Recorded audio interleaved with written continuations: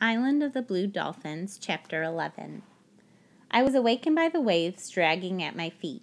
Night had come, but being too tired to leave the sand spit, I crawled to a higher place where I would be safe from the tide, and again went to sleep.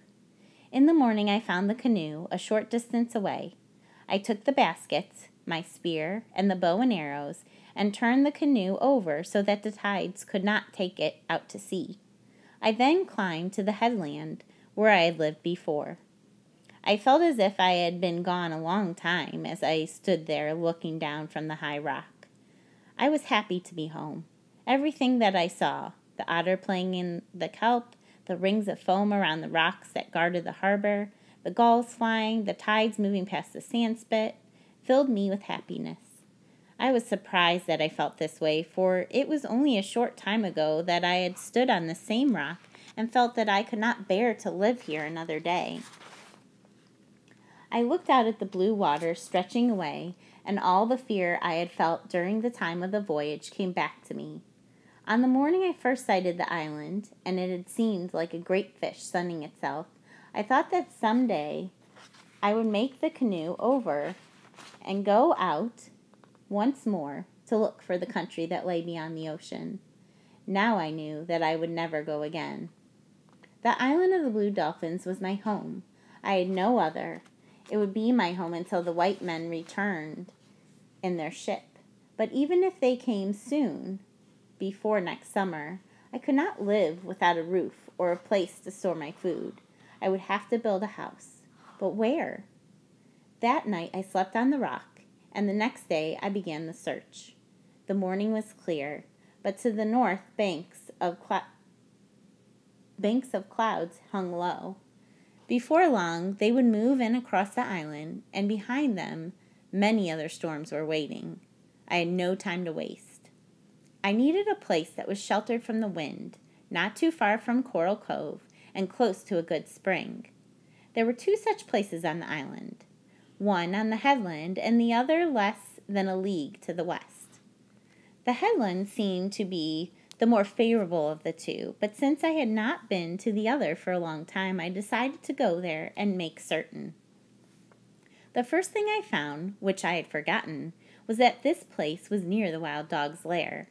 As soon as I drew near to the leader came to the opening of the cave and watched me with his yellow eyes. But if I built a hut here, I would first have to kill him and his pack. I planned to do this anyway, but it would take much time. The spring was better than the one near the headland, because being less brackish and having a steadier flow of water. Besides, it was much easier to reach since it came from the side of the hill and not from the ravine as the other one did. It was also close to the cliff and a ridge of rocks which would shelter my house.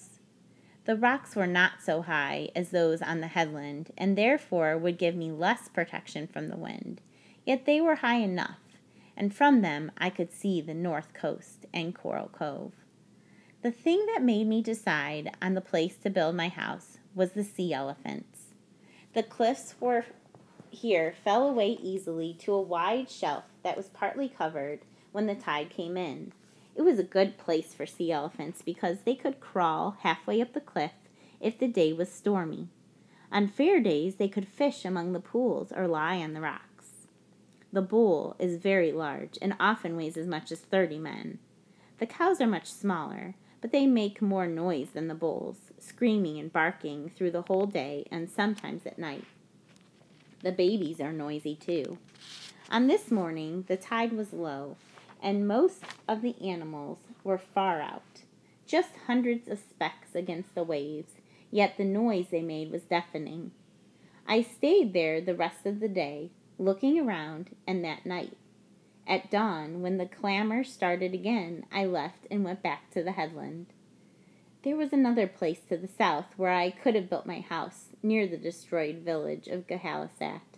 But I did not want to go there because it would remind me of the people who were gone. Also, the wind blew strong in this place, blowing against the dunes which cover the middle of the island, so that most of the time sand is moving everywhere. Rain fell that night and lasted for 2 days. I made a shelter of brush at the foot of the rock, which kept off some of the water, and ate the food I had stored in the basket. I could not build a fire because of the rain, and I was very cold. On the 3rd day, the rain ceased, and I went out to look for things I would need in building the house. I likewise needed poles for a fence. I would soon kill the wild dogs, but there were many small red foxes on the island. They were so numerous that I could never hope to get rid of them either by traps or with arrows. They were clever thieves, and nothing I stored would be safe until I built a fence. The morning was fresh from the rain. The smell of the tide pools was strong. Sweet odors came from the wild grasses in the ravines and from the sand plants on the dunes. I sang as I went down the trail to the beach and along the beach to the sand spit. I felt that the day was an omen of good fortune. It was a good day to begin my new home.